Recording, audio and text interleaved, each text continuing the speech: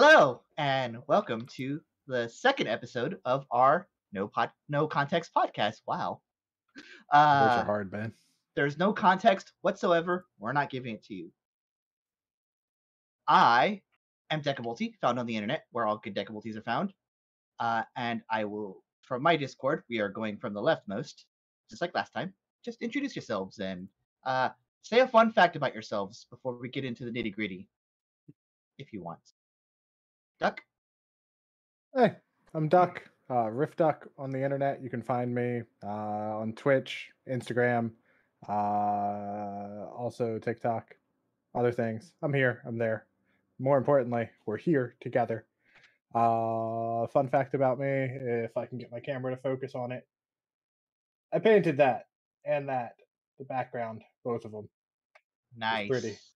I like them. Prettier than I me. just thought that was wallpaper. No, that's 11 different shades of blue-green painted over the course of 17 hours. Not bad. That's a nice color study. Hidden right here is the secret Triforce. I see it. Anxiety. I'm Haley, also known as AnxietyLasagna on the internet. You can find me on YouTube and TikTok mostly. A fun fact about me is I just had a job interview and I'm really tired, so I'm really sorry. Woo! She I'm adulted. Emotional support shark right now. This is Ike. She adulted. She got nuggets. She watched Moana, and now she's with us recording a podcast. Yeah. I watched some of Moana and I just inhaled 6 chicken nuggets in a medium fry, and I feel like I'm gonna barf. So if you see me like duck off, I'm probably taking a Tums. If you've ever done that, sound off in the comments. He's the adult of the group. If you've ever DoorDashed McDonald's and also Tums. Sharky? SharkyHat. You guys can find me on YouTube as well as this YouTube. I'm the editor for the podcast here. Also have a Twitter. When I get everybody's links together, the description will be much longer than it normally is. Once we have everybody's there. I think I still have links to come for like 2 of you guys. Because I don't think I got anything. You follow my Twitter. Yeah, and some behind the scenes. This is being recording on a Thursday, so I'm gonna have a lot of work to do to get this up to you guys by Friday night. So R.I.P. Sharky. We love you, Sharky. This is how our schedule's aligned. And Sky. Hi, my name is Skyebreaker. You can find me on Twitch and TikTok and Twitter, and I think that's Instagram, I suppose. Fun fact about me, I'm Asian. I couldn't tell. I know. Okay, but to be fair, podcast form people can't tell. That's fair. That's true. If you've only listened to this in podcast form, I'm Asian. Spoiler alert. If you listen to this on if you listen to this on like Spotify, fun fact, I'm Asian. Shit, now I gotta not watch it. It's like some dude over there was like, now I gotta not watch this and turns it off. Thanks, Sky. Yeah, we have not only have this video podcast, but we're also now on Spotify for audio. So if you guys need something to listen to on like car rides and stuff like that, I'm gonna make my friends listen to my podcast on the ride to Houston. And I guess a fun fact about me, I know with a pretty good degree of accuracy when people are not lying to me or not telling me the truth. It's all in the face. Full transparency, Deca, I thought you were about to say, I know when people are going to die, and I was like, it's just like, spill let it be the soon. tea, fam. Spill the tea. Like, God damn it, Deck, have you been holding out on me? Russ, if you are listening, that was a joke for legal reasons. For legal reasons, that is a joke. Absolutely, Russ. I like how it's like, I have a job interview for a job today, and then this is being recorded. It's okay. Don't make the decision before Friday. This isn't going to just where we do the jump cut to the ring video. Um, So, video games are a great way to use your time, especially during a pandemic, when most of our time is spent at home, at your job. You work from home. You need that time to cool off. But has anybody ever played that game that really uh, connects with you on some kind of level? That's our topic for this week. Our video game that has had the most impact on us. And I think I'll just go in the same order and start with myself again. Um, so I finally get to say it. How many of you are familiar with the tube shooter genre?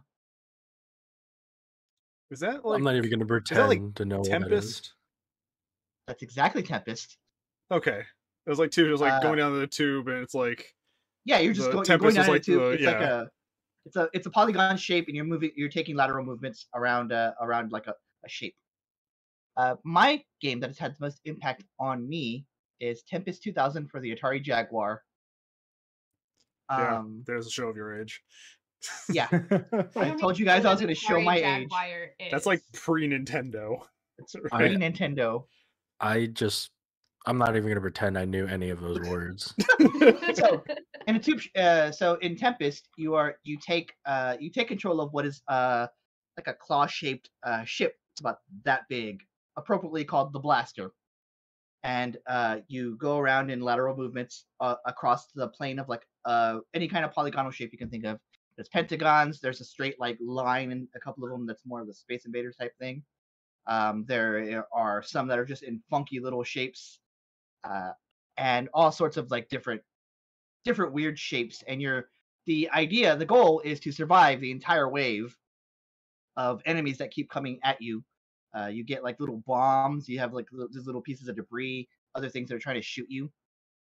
What Tempest 2000 does differently, because Tempest was a game that came out in like 1984, 82, something like that. Tempest 2000 came out in 1994 for the Atari Jaguar. And they added, it's technically like one of the first reboots in gaming history. I was confused. The Jaguar did come out after the Nintendo. I was confused for a second. I was like, wait a minute. Enough. Yeah, 94. Back when Atari was still, the Jaguar came out like before that, but anyway, it's one of the gaming's first remakes. But it, much like remakes that are worth their weight in salt nowadays, this remake added a bunch of things. It added power-ups, added different kind of enemies, added power-ups like you got to be able to jump in that little space that you're in. So it's like a weird what's the word, perception thing where you like your figure becomes bigger as it gets closer to the camera, and then it goes back down on the same plane of axis as you're like moving around. There's a little AI bot that shoots along with you. And there are very cursed bonus levels that are like you start going in the 3D plane, and you're like free flying, and you're going through these little circles like those airplane tricks where you go through the hoops. And when you go through one, it goes yes, That is over and over. Hate that. I have It's decided really to cursed. never play this game. Don't worry, I'll get to the good stuff in a little bit. And you just go on like that. The game can be beaten. The base game can be beaten in about an hour and a half straight of doing that. Please don't make me listen to yes for an hour and a half. Please, God. No, it's not. It's just that those little bonus levels that are like, there's like 3 of them in the base game, and they only go for like a minute to 5 minutes each. This game also featured a new game plus situation called, it takes the form of, I'm not making this up, beastly mode. Classic. You beat the base game, and this big 90s as hell rainbow screen just shimmers on your screen, and it's like, wow, dude, you totally beat that game. I mean, this is the 90s. Like, this was the 90s. This is like pre-90s. The 90s. Peak 90s. The 90s was this, as a 90s kid, it was this weird time when I think about it. Like, it's the like action of the 80s and like the cool culture being mixed with the developing like radical like 2000s culture, and it's just like this weird spot in the middle, and you can see it like if you were to look at each year, you would see like the like development just go from one style to another, and like 94 95 is where it hit this like peak of just bullshit and then went back down to it was the weirdest time. Like I remember it like that. So I'm not lying. This splash screen when you beat the game, it's like, oh dude, you totally beat the game. Now you get ready for beastly mode, and it tells you how to start beastly mode. And it says before you play, you should drink a cup of tea first. I'm not lying. It recommends you drink a cup of tea before you start this game. And to its credit, new game the beastly mode is very like it's in your face. It's really intense. And when you beat that, it's like, whoa, dude, you beat beastly mode. You must have had like 4 cups of tea. I hate everything about this. It gets worse because it's so weird though. It then recommends that you should join the U.S. Air Force. So it just turns into military propaganda Somehow. I'm gonna look this up. When did Top Gun come out? Because I feel like this As Just start playing Highway to the Danger is an 80. Zone? Okay, it wasn't. All right, it was 86, so it wasn't because of Top Gun. But like, No, I'm pretty It's sure like they were volleyball at trying. the end?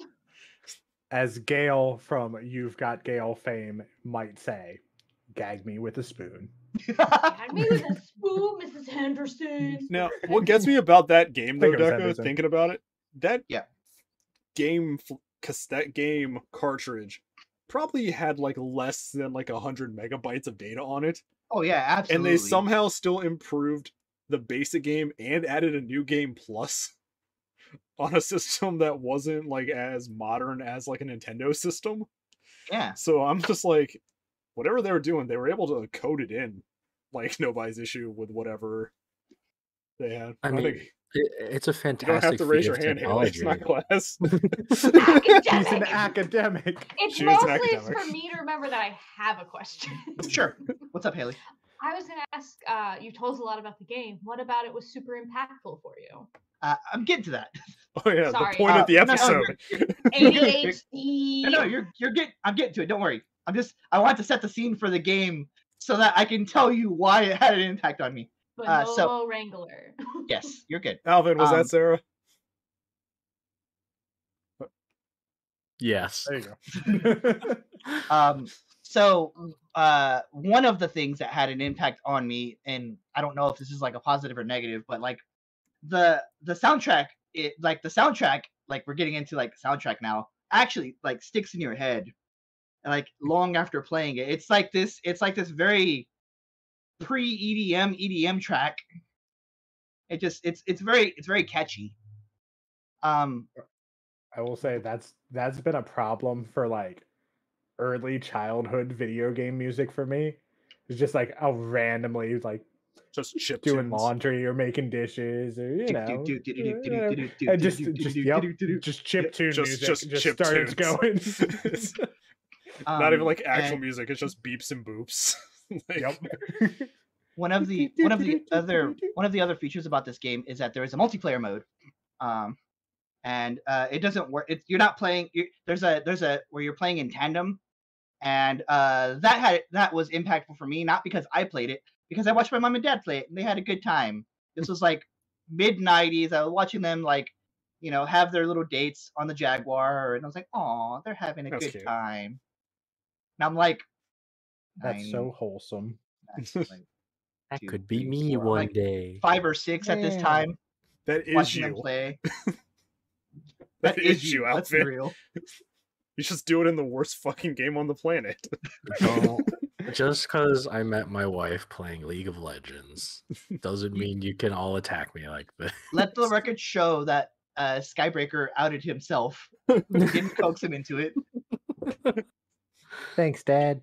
That's Um, where even it in the started.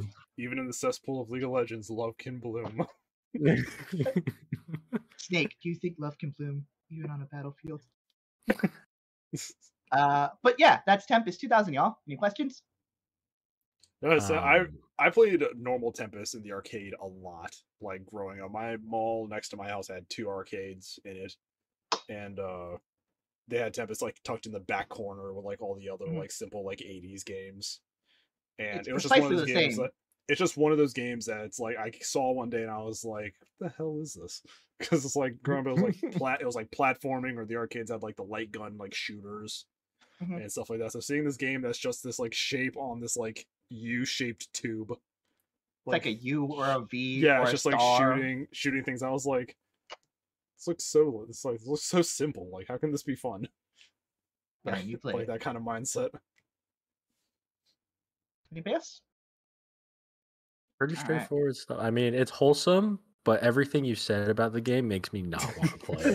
No, that's fair. I would recommend watching a playthrough and then going like an hour and a half into it, so you can look at the splash screen, and then look at about 5 or 10 minutes until the video ends, and looking at the other splash screen. It's peak 90s. I'll probably do that instead of actually playing it. Then we'll move right on to Duck. Thanks for sharing, Deca. Yeah, of course. Thanks, buddy. You love to hear it. So first games of my childhood, I grew up on the Sega Genesis and the NES. So I was like trying and failing miserably at playing like Gauntlet when I was like 4 or 5 years old. Or growing up playing Toe Jam and Earl with my mom, and that was great. It was a super weird game. I played the second one. It's Panic on Funkatron is the sequel. And it's Toe Jam and Earl's just a weird about game series. it's just about these like groovy aliens that are super into funk, like trying to capture earthlings in glass jars. Super weird game. So I love those. Started gaming off of those. But the most impactful game for me, and what like solidified, yes, I need to play these, need to continue gaming, was the Legend of Dragoon. And it was a JRPG that came out in late 99, early 2000s, depending on where in the world you are. And it's just this 4-disc long PS1 JRPG, very much in the vein of Final Fantasy, with the start out by like, oh, my childhood friend got kidnapped, let me go save her from this prison, and it ends with, oh, I'm fighting somehow a metaphor for Christianity. That the end boss battle was super weird and kind of came out of left field. You can't have a it's just- JRPG if you don't fight God with the power of friendship.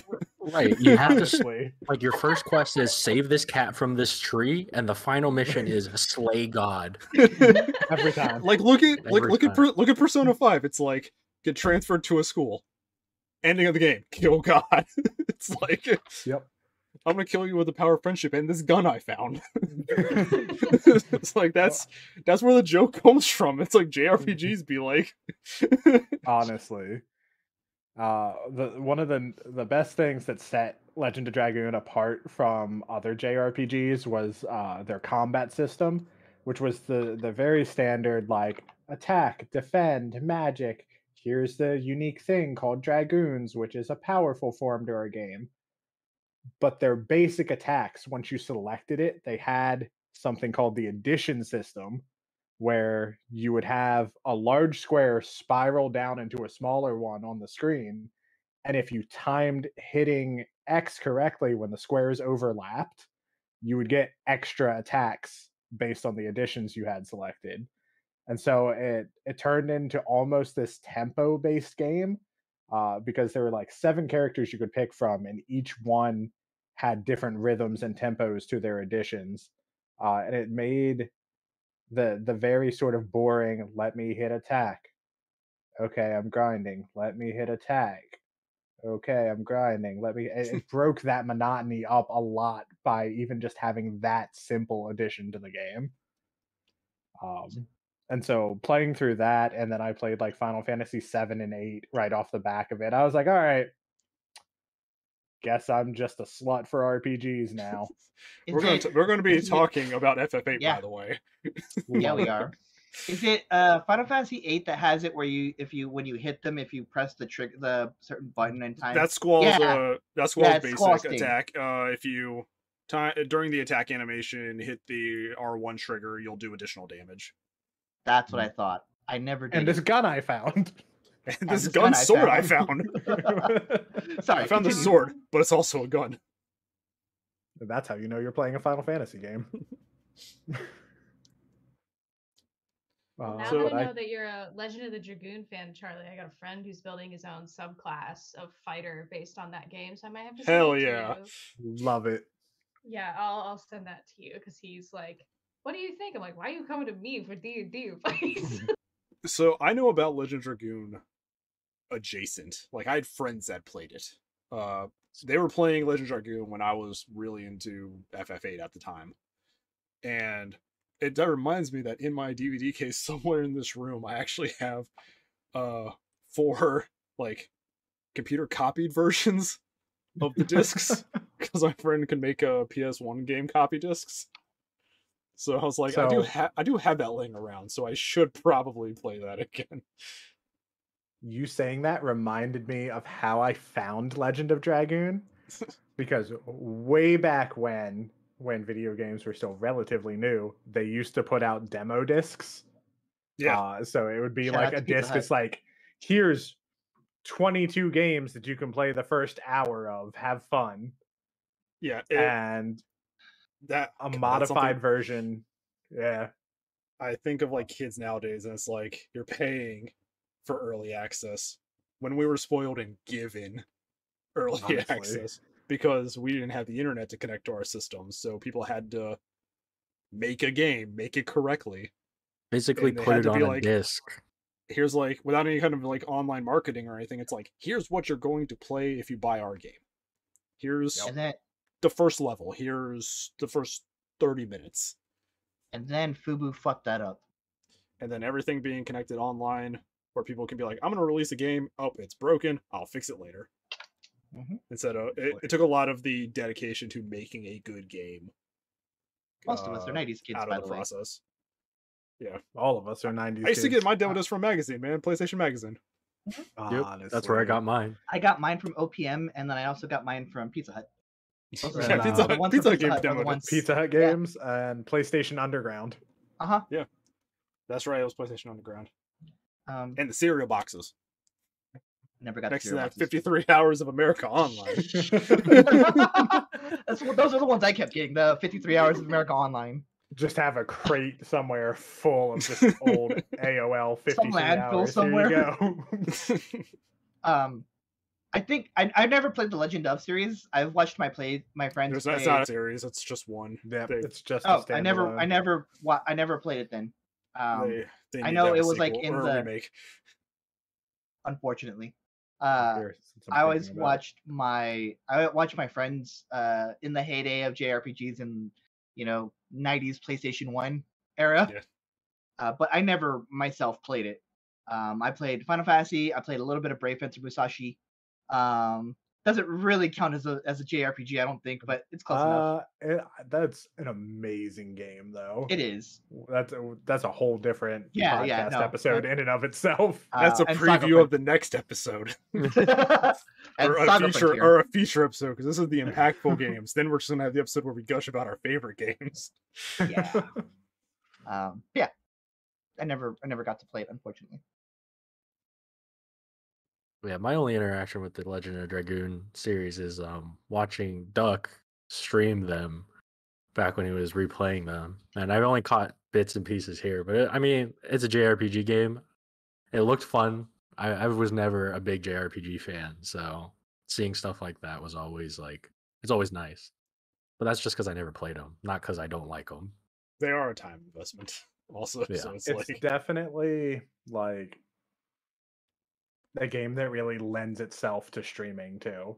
Like any sort of JRPG, it's like, by the way, here's this YouTube series where if you want to invest the next 162 hours of your life to watching, you can see this complete playthrough. Sounds like Kingdom Hearts playthroughs. Jesus, no kidding. Does anyone else have any other questions about Duck's selection? No, but good choice, Duck. Yeah, Thanks, it buddy. sounds like a solid pick. And we will move on to AnxietyLasagna. Go ahead and I don't really Can I know where to take a begin of it. guess? I think it might be Fallout. Yeah.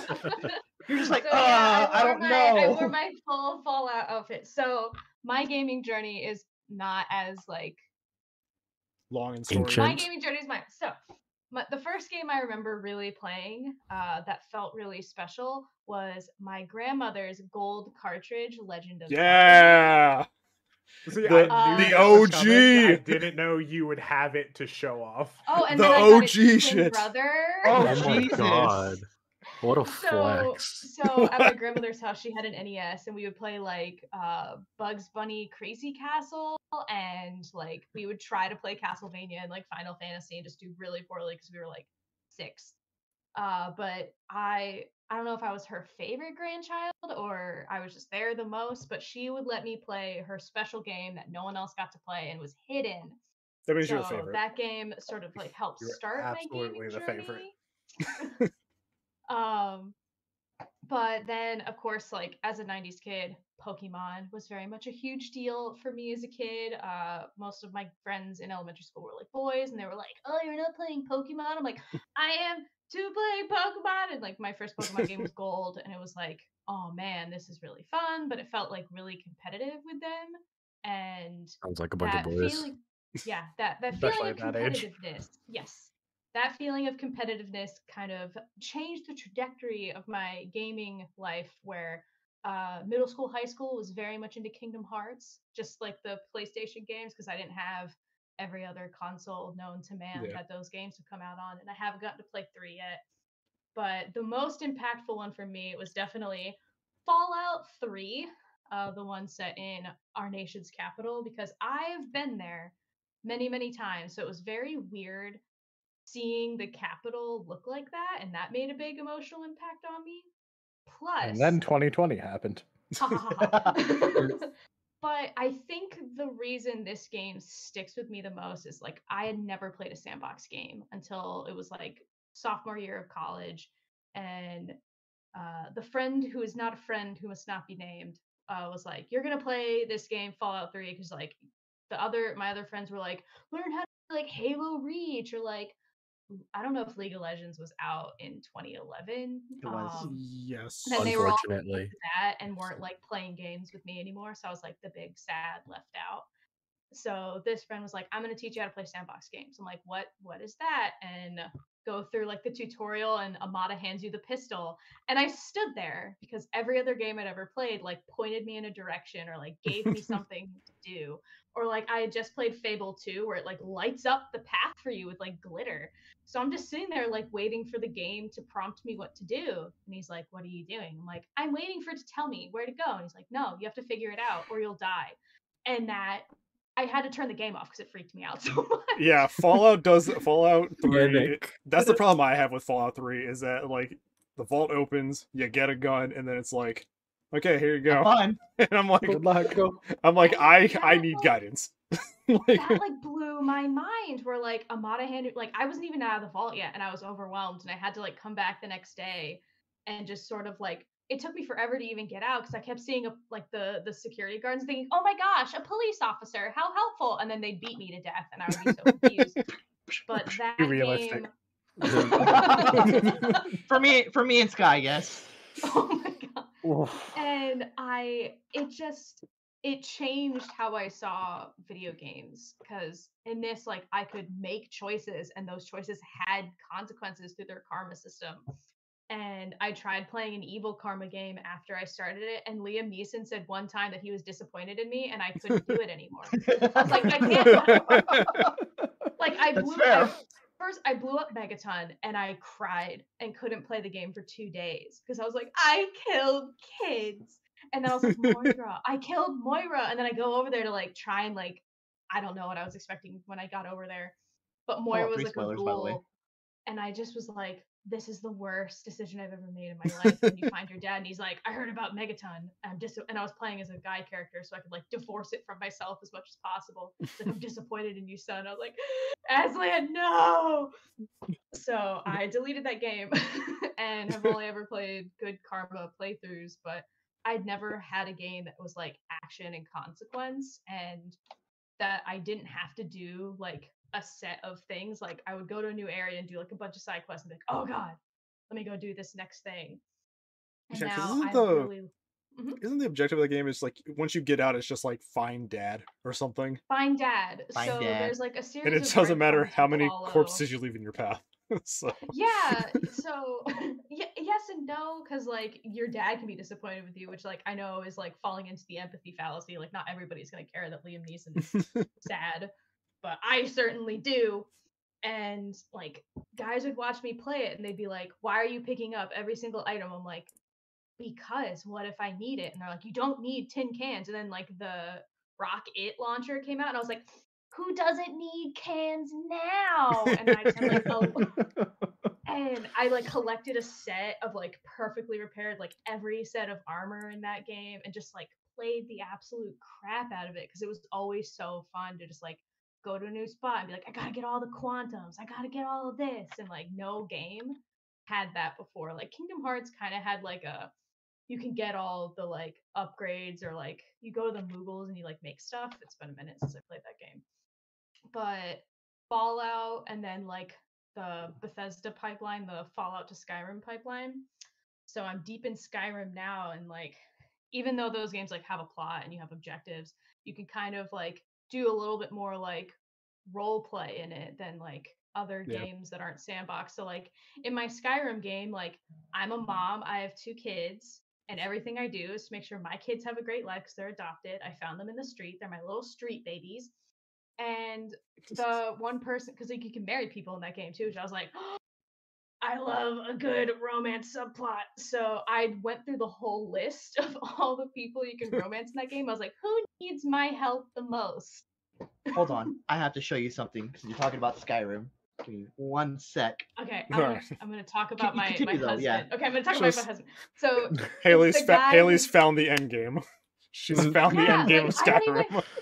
it's my husband's like that so and so once honored. He's like the person experiencing homelessness in Windhelm, I think, which is my second least favorite city in that whole game. Alright. But yeah, what were you showing me, Deck? Big I got book. this the day Skyrim came out. Is that This- the I strategy remember guide? that I day. can bludgeon Which somebody time? with this. The Yeah. first Yeah, time. which The very time? first time. I can Oh. bludgeon somebody with this. It's that heavy. I actually think I have the hardback of that in my Jesus. in the other room. It's And it's like this thick. It's like thicker than a textbook. It holds up really well. It It still could has probably- all the good stuff in there. It could probably stop a bullet. Yeah, Like- this I can, believe this it. can stop Probably bullet. has stopped bullets. But Thank you. but looping back to Fallout 3, that game just like being in a place where I've like been before, like I already knew the metro system, so like going through the metro tunnels is like the scariest thing ever, but also wasn't as scary because I was like, oh, I know where this generally pops out at, and it just felt so real to me because I'd been there and been those places that I can pick up that game anytime and just feel like coming home. But Deca, you have your hand up. Yes, I do, because you're an academic and I'm respecting your Thank academic. you. You a callback. mentioning that, I feel the same way about New Vegas because I've been in that California to like Las Vegas area. I've been to the Vegas Strip before, and I've been to like New Mexico and like all those other little places that are peppered in throughout the DLCs. And I feel the exact same way. I've been to Camp McCarran, and just like or McCarran Airport, and just like being there and like seeing how it is normally versus how it is. And I've been to Boston with Fallout 4, I think, Yeah, and seeing that, it's wild. yeah, I've been to Boston too. I didn't get to play a ton of Fallout 4, and I also guessed the entire like main plot line of Fallout 4 after playing it for a couple hours, but I haven't been able to pick it up since. but I never really connected with New Vegas. Because the first time I played it, the person who set me up didn't tell me you didn't have to do the thing where you like eat and drink water the whole time. I thought that was just like a standard part of the game. So it was like the worst. And I got to a place with a giant dinosaur, which is arguably the coolest place in the whole game for me. So that's as far as I've ever gotten ever. I spend all my caps on getting like cute little dinosaurs, and I'm like, the end. But the first time I played it, I had just gotten Boone as a companion, and the entire Xbox like red ringed and like corrupted my file, and it was just dead. And I was like, guess I'll never play New Vegas again. But my fiance loves New Vegas, like he prefers New Vegas. And I tried it, and I was like, I don't know if it's like the color palette or the fact that I've never seen a desert before, but like it just feels so like depressing. And he's like, and looking at the nation's capital busted isn't depressing. I'm like, yeah, but like I know what it looks like regularly. But Yeah, I that's think just a it's trip the to New Jersey though. Like, I think it's definitely the familiarity, because I am like that with I prefer New Vegas over 3. I actually prefer New Vegas over 4, but that's a different thing. they made the ghouls too scary sounding in 4. That was my big critique. Loved having a dog. Hated how much scarier they made the ghouls sound. Because I'm a big old baby. Like can't do horror games. Like have to skip over the scene in Disney's The Haunted Mansion when all the skeletons come. Like just straight up skip that part because it's too scary for me. So the fact that I love Fallout is really strange because it's a pretty dark game. Like, but I also like watch a bunch of the videos where like, here's the lore of Vault, whatever. And I'm like, yes, tell me about this vault I went in for 5 minutes. But yeah, that's my game.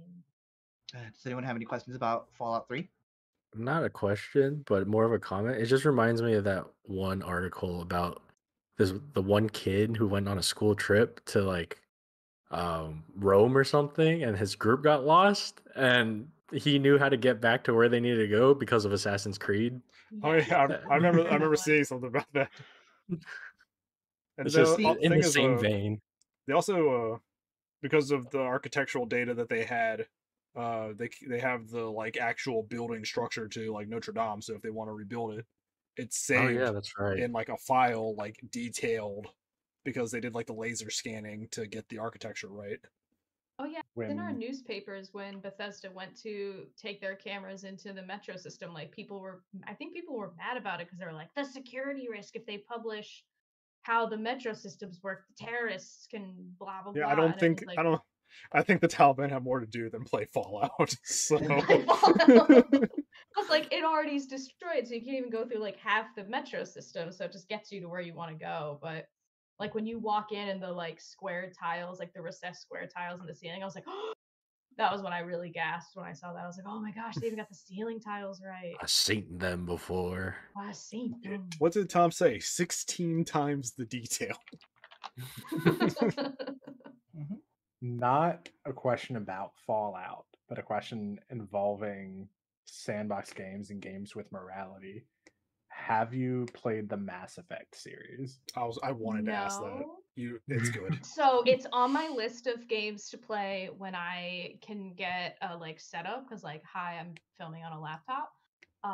And here's why. You can date people in that game. I want to play the Dragon Age games because you can date people in that game. I already picked out who I'm gonna date in Dragon Age Inquisition because I don't even know what the plot of that game is, but I'm like, I like Cullen. That's like Sarah's favorite game, so it's like, all right, by I the gotta way, go. Here's this shooting game. Here's this combat game, but actually, it's a dating sim. Yes. Yeah. I haven't played the Legendary Edition, but the people I've talked to said that typically Mass Effect 1 is considered the harder one to play because the combat system isn't as smooth as the second and third games were. But talking to a friend of mine, apparently the Legendary corrected that, where it brought the newer combat system into Mass Effect 1. So it makes it just easier to play in general. But yeah, it is a dating sim disguised as a sci-fi opera. So absolutely. I have seen because it's 2021, and of course there's going to be a new Skyrim because it's the 10-year anniversary. They've apparently improved the romance system in the game. They also added fishing. I did see the fishing, but like anyone who knows me knows I am a slut for a good romance subplot, and if it's the main plot, so Come watch without clearly I will be context. getting. We got romance sluts. We got JRPG sluts. We got all the sluts. We got Only on sluts. OnlyFans. Support your podcasting sex workers. Yes. And I guess my Dennis lore drop, because that was a bit we set up in the first one. I guess, should I let someone like ask a question about Dennis, or should I No, just no, like just off the give it cuff. without context? But without That's- context, that's without context, that's that's the what the whole podcast is point. called. So for the first like 5 or 6 levels of our campaign, Dennis was the deadliest member of our party. My chicken. He is a dinosaur. But we That's call him usually how Chicken. companions the go, danger honestly, when it chicken. comes to lower level games. Danger chicken. So that is Fucking your danger danger chickens. chicken lore drop of the episode. Spartans. I hate how in episode 1 character is going to be a running gag in the show. And he's not. Absolutely. He was a pet of the character I didn't even talk about. That doesn't Talking Chicken from about a it matter. whole different campaign vicariously. than Jamie. All right. Well, without further ado, let's move on to Dallas. Sharky. So, I have 3 tabs open on Wikipedia right now because I was sitting here debating which game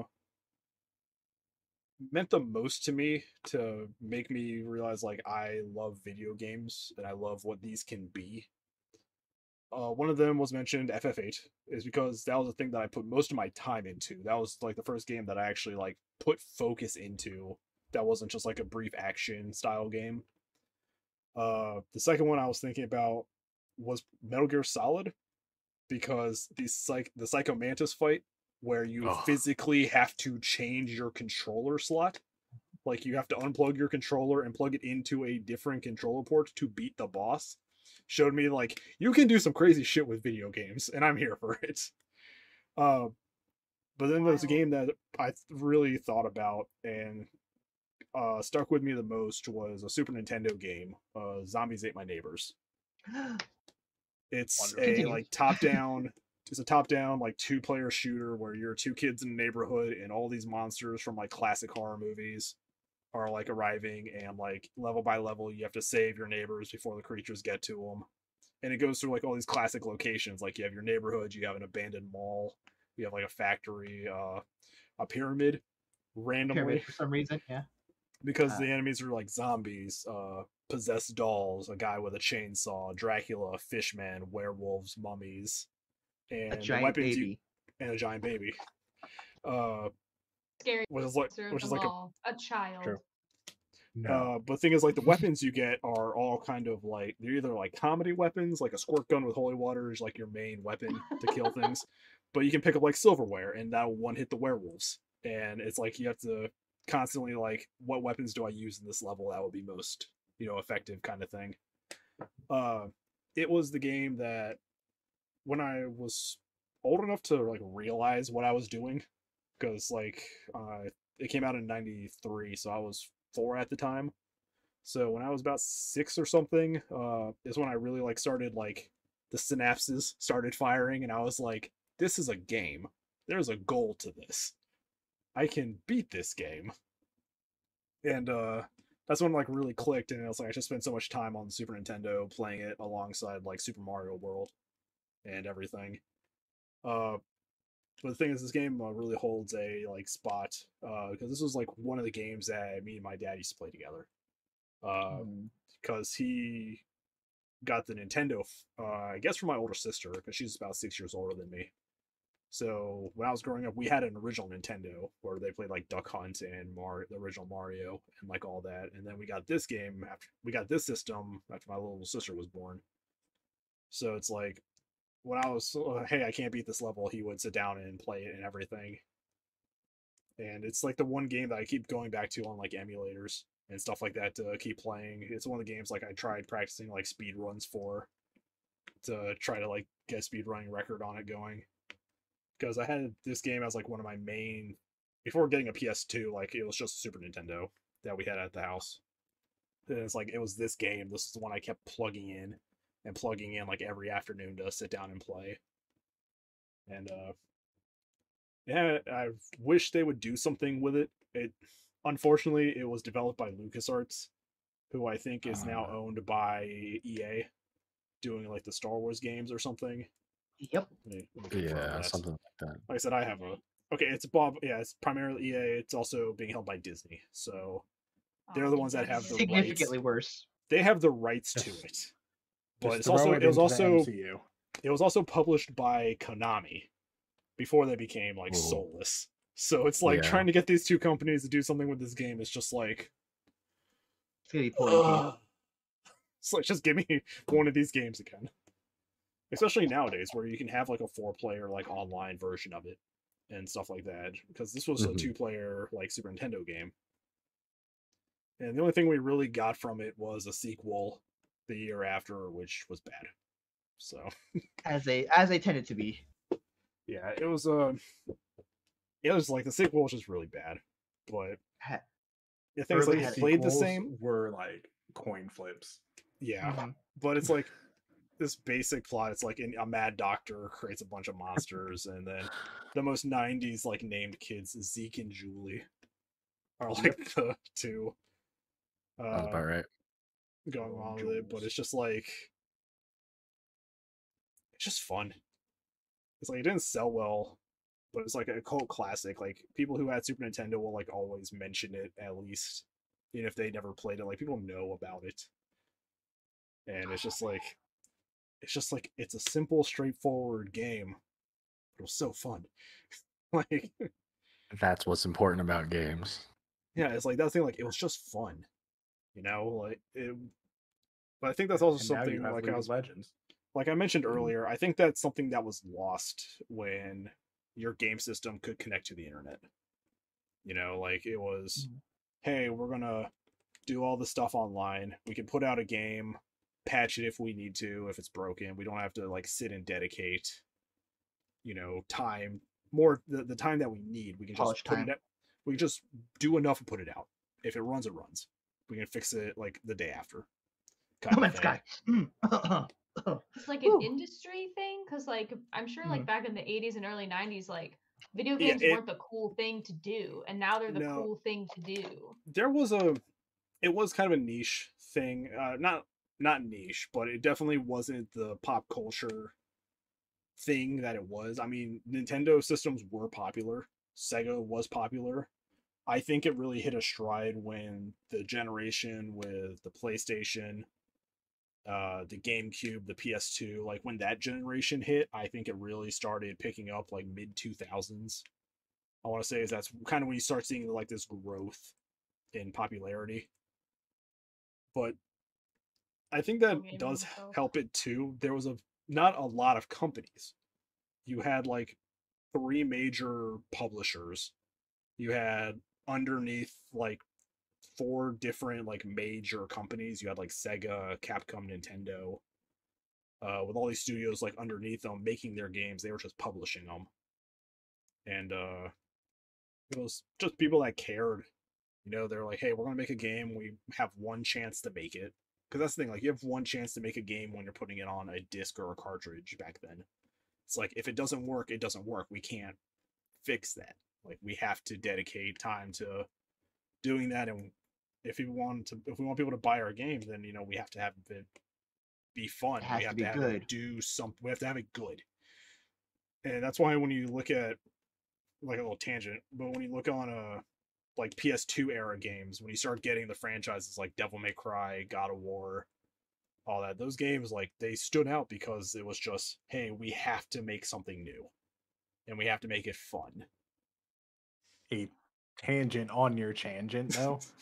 I think when we started getting franchised games is when we really started seeing a drop in like Stagnation. innovation. Yeah. Triple A's. Yeah, Yeah, when the AAA concept titles, of when AAA gaming popped up, and it's like, Yeah. oh, we're gonna put all this money into marketing and all this stuff, and it's like a lot of that marketing could have gone into making the game interesting. So When I play Call of Duty X Warfare 21, like I don't care. It's the same game you've been putting out for the past 22 years. And now they started to remake their own games. It's like, hey, we're going to get the Modern Warfare reboot. We're going to get all this. Don't let the Take 2K away. players hear you, or the FIFA players. No, this is specifically addressed to them. You guys, hey, fuck you. Hey. That's So- much better in video form than it's probably going to be on the audio Yeah. form. If you're listening I to need this- the slow zoom. If you're listening to this, don't go to YouTube instead. You can watch it look you dead in the eye. That's the clip from this How about video. this? Pick YouTube and follow the Spotify, or listen to the Spotify and just like the YouTube. So, Yeah. There's like a button here and probably also up there somewhere, depending on But, platform. but yeah, I think, I guess after Alvin we can talk about it a little more. So, Al, anybody got anything or? I do actually. Sure. So when we were talking about Tempest and like the tune that gets stuck in your head, Zombies Ate My Neighbors is the same thing. Yeah, 'Cause it's like the Yeah, the theme song. The theme Chip song, tunes, man. it's just the theme song was great, and then when you hit start, it's just the whoa, like a laugh Yeah. on the title screen. Just like every select is like this evil laugh, and it's just so cheesy. But, It's like classic, like old school games. Yeah, It had like the nice little touches. yeah, they had character. Mhm. I think that's what the biggest thing. Like, you still have. That's why a bunch of indie studios, like if you look at these games like Hollow Knight and stuff like that, like these games have character. They have care and like thought put in behind them. Because like when Charlie's saying for Call of Duty, it's like, oh, we know we're getting a Call of Duty this year. It's going to be a first-person shooter. What's going to be different besides the story? Nothing. So Give me it's copy paste feudal stuff. Japan Call of Duty. Give me swords and maybe a rifle if you're extremely lucky to find one. Take it back. Call of Duty Feudal Warfare. I made the joke. Well, The only thing they trademark haven't. it. I've made a joke that the only thing they haven't touched yet is the Civil War, but I'm not going to put it past them. So 2022. I don't think anyone needs to touch the Civil War. I think No, we no, just no. need to leave it. Save that for when the Warfare History 2. Save that for when the History Warfare Channel 4. makes in the makes land video of games. traitors. Aliens build the Pyramid Simulator, a game from the History Channel. You joke, about but the it. History Channel makes video games. Oh my God, you're. they made a. what? They also make card games. I think they made a Civil War game. They It's did make a like- Civil War. They have in fact made a Civil Okay, War game. But it's like full, like realistic, like reloading, and I'm like, what is this garbage? They made a game called Anachronism, which is just take every era in history and shove it together. Have fun Civilization. absorb- That alone. Have fun absorbing that while we move on to Skybreaker Yeah. with his selection. Thank you, Deco. Thank you for saving us from that conversation. That was just like a snowball. But I mean, for me, gaming was something that I remember since I was like a little kid. Because my dad, before I was even born, had an NES system, and he was playing games on it. I actually have the controller from his old NES system because they gave away the NES system when I moved out, and I was very upset. But I managed to save the controller, so at least I have that. But Actually, a small aside, I went to my dad's house a little while ago, and he actually went and bought a Retron so he could start Oh, replaying yes. Super Nintendo That's games. So I'm like, okay, That's he's cool. still into them. So yeah, so my dad was like my foray into gaming, and then like NES games. Just he had a weird collection of them. He had like Super Mario World, some of those games, and then he had like Othello, like the board game, and like Paperboy, and a bunch of like these like old school games that I didn't know what the fuck I was doing. I was like 3 or 4. I was just playing them because it was pretty colors on screen. As you do. But yeah, right, as you do. But when I got a little bit older, my parents got me a Game Boy Color, and they got me Pokemon Red, and that was the one game that I was Yeah. like, fuck yes, pretty colors in the car. Like And I that's can Playing how by take this with street me. lights at 9 Right. p.m. Exactly. I was No, like, you didn't this do- is the you had- greatest thing. You had the edition that was the screen with the lights on it. If I your had Game the Boy little didn't lamp. look, yeah, if your Game Boy A Color little twisty didn't lamp. have 12 attachments on it, you weren't using it right. Yeah. a flashlight into like between the headrest and the seat of the passenger Jam seat it in in. front of me, just jammed that in there. I was like, See, I wasn't that smart. I just like held it This is- against the glass and like was as This close is why to the- Haley has degrees. I did Yeah. that. I did that. Yeah. But that was like my first big like, oh my god, this gives me the happy brain juice. I'm not gonna stop. And then I used to go overseas every like other year between school, over the summer for a couple months, and my mom's cousin, I don't know where that is because I just called him my uncle. In Chinese, everybody's your aunt or your uncle. Doesn't matter if they actually are your aunt or uncle. That's what they are. But he had Counter-Strike 1.6, and we were playing Dust, the original Dust map, and I was like, guns, shooting on the computer. This is the greatest thing ever invented. And Was fun it, fact, American showed. Was yeah, it the old right? CRT monitors? It was like the big old CRT monitors. It heated up the attic to like 100 million degrees between the screen and the computer.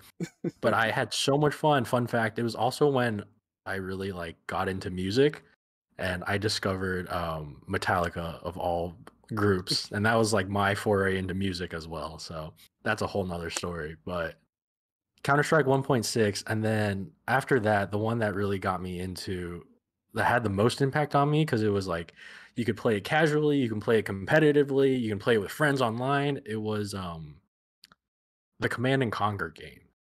So if you've ever played any like RTS games, base building, building armies, like StarCraft, stuff like that, Need additional pylons. you need additional pylons. But my start was Command and Conquer. It was the Red Alert games, it was the Generals games, and I had so much fun with it. I could play it on a laptop at like whenever my parents were at work. I would go to work with them. I could play it on the laptop when it wasn't busy, and I had finished all my homework. Fun fact, I never did any of my homework.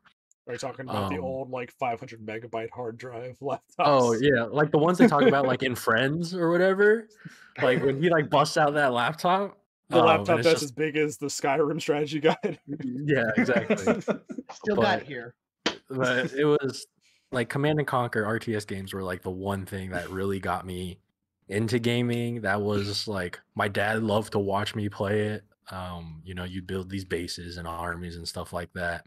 And if you've ever heard the soundtrack to Red Alert 2, it's just like grungy, like metal, and it's very like industrial. And like the story is like, what if the Soviet Union never dissolved and was like a technological superpower against like the US?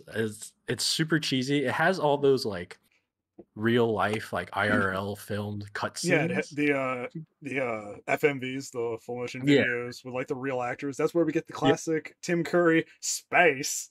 Yeah, it's Hey. like, it had all that stuff. So it was like, I thought it was the coolest thing in the world. But looking back on it as an adult, I'm just like, this is the worst looking, cheesiest shit.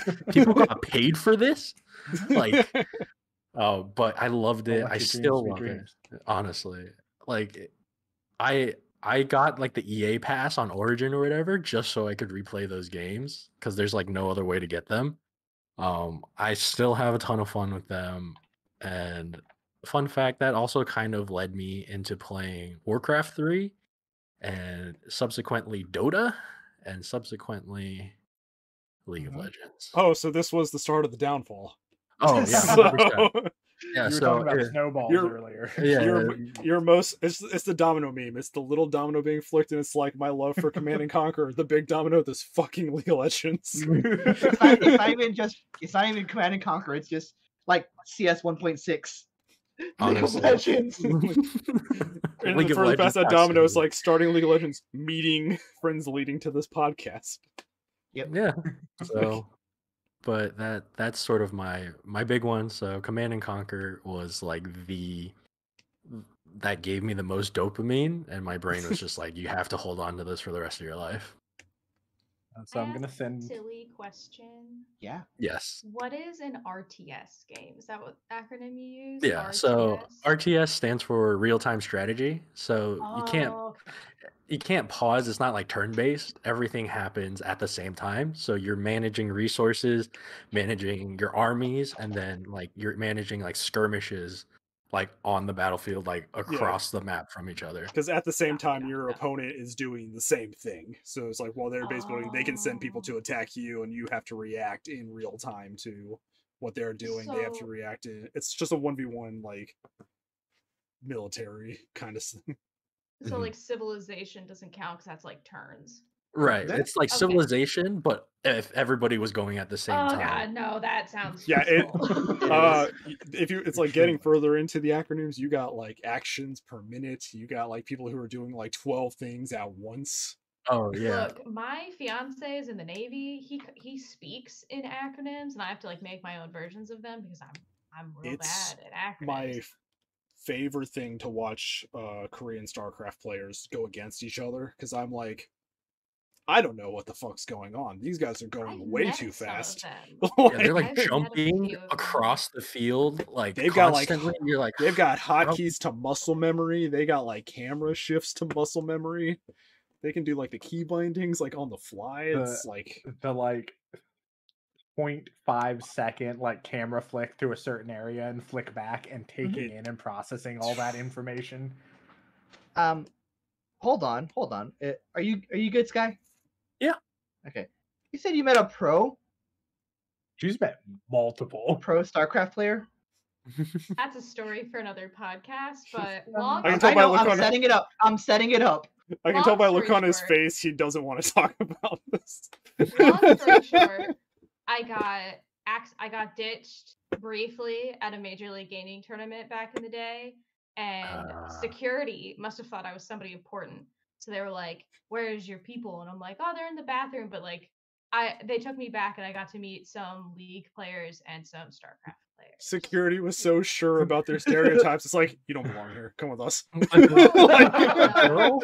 girl at There's Major much League more Gaming? to the story, but that is a story for another podcast. As far as League goes, isn't it Nintendo that you know? No. Oh god, Mega Zero. Oh, okay. I think that was We his can move name. on. He was. His We're mom canceling and this my mom went to episode. high school together. That's all Yeah. I know. Okay. That's crazy. Fair enough.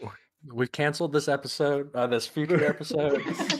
I mean, if I can talk about League of Legends as little as possible, I will be really thrilled. Most of us. Most of us. We all play it and we still don't want to talk about it. Absolutely. Not. Anywho. It's sunk cost at this point. I've put $1,500 into League of Legends. I'm going to have to play League of Legends. Like, It's a Sharky, free don't do game. this It's to me. so free. it's a Free free game, by the game. Don't do this to me. They Ike there's says a- bad fiscal choices. I bought Ike a is lot of correct. skins. Anyway, All right. So- So good. Sky, here's I wanted to bring this up. Something that you could do with that controller, I want to do something like that. That's a great idea. just to like dissect it and shadow box it and be like, this is a memory from my childhood that I'll now have forever. It's actually a great that's idea. cool. I should do that. I have my old Game Put it Boys in and it. stuff too, so Put an image up right here or something. Yeah. Has All something right. been shared Well- in the Discord or something? Yeah. Yeah. Okay. I'm on full screen for the recording, so Yeah, you're good. I am too. Well, that's been the podcast, and now we want to hear from you. Get in the comments. Let us know about a game that has a massive impact on your life. Maybe it's one of the ones that we listed. Maybe it's a different game. While you're in the comments, don't forget to like this video. If you want to see more of our podcast where we talk about so many other things besides gaming, we promise. Go ahead and consider giving us a follow on our Spotify, subscribe to our RSS feed, maybe subscribe to us on YouTube if you want. You can find all of our personal social medias in the description in YouTube and all of our podcast socials in the flow page in the description. Be good to each other, wash your hands, wear a mask, social distance, and we will see you next Friday. Wave, everybody. later.